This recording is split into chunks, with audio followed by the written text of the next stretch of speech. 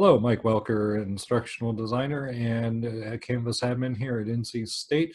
This time on CanvasCast, we're looking at the survey tool available to you in Canvas.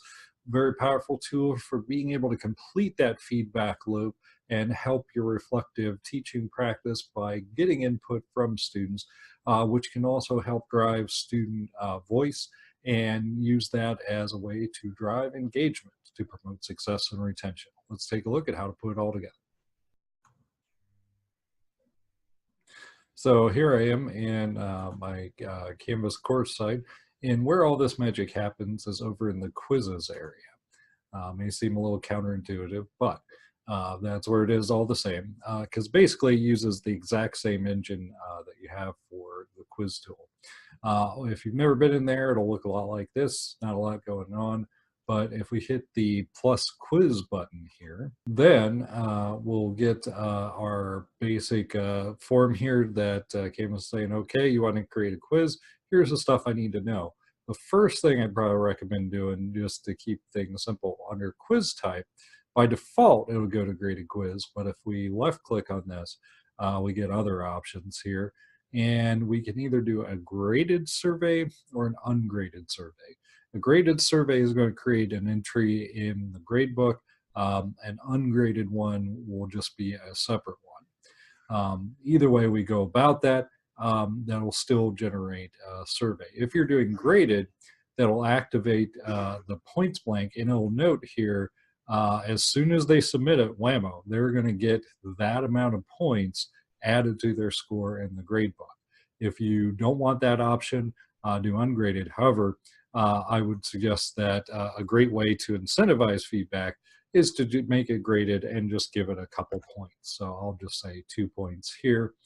Now I'll scroll back up and give it some of my options here and say, okay, and then I can put in a little description here that students will see when they click on it. Okay, so there's my brief description. And then just to look at some of the other options here before we shift, I've got other things here. If I want to keep it anonymous, I can do that. But for what you're doing with this, you may or may not want to do that. You can play with that depending if you want accountability to be able to go back to that. As far as correct responses, that's probably not relevant.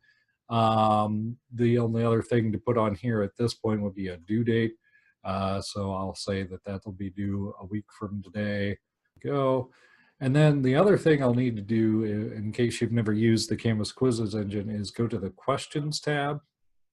And once I'm there, I've got some basic options. And the one I'm interested in is just say plus new question.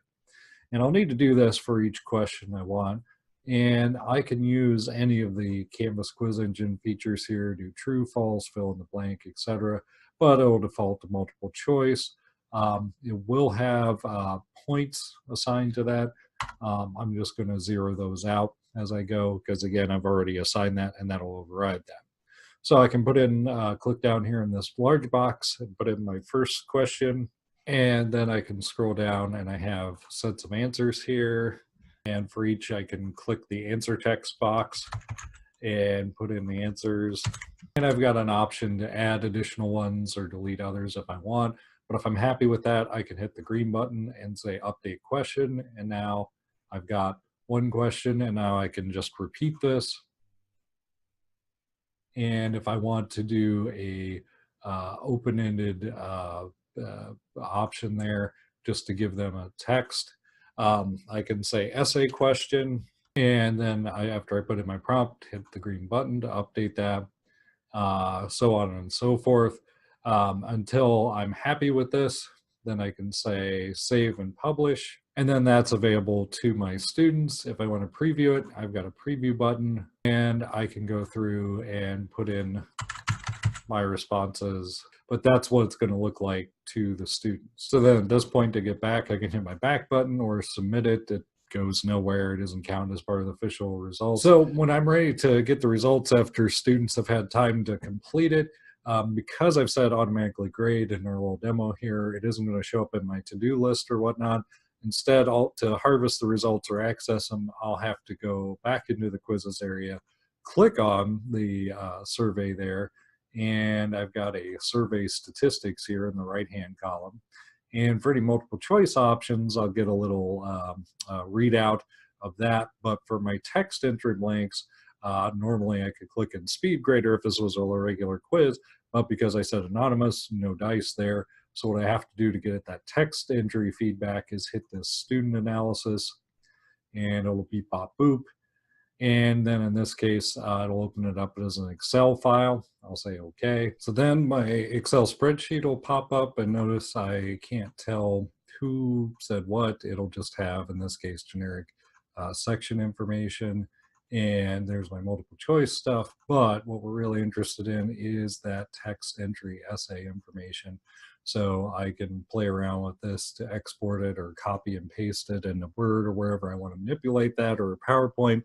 But the crucial thing is that then I can harvest that in line with best practices, be able to share what we can or can't change for, in this case, the second half of the course, and why. So that's a quick spin through of how to go about setting up your own surveys. You can put as many of those as you want. Only the people that are enrolled in the class are going to see it. Attaching a due date to it will get it to show up in their to-do list, and adding the extra credit points usually will get you some pretty good responses.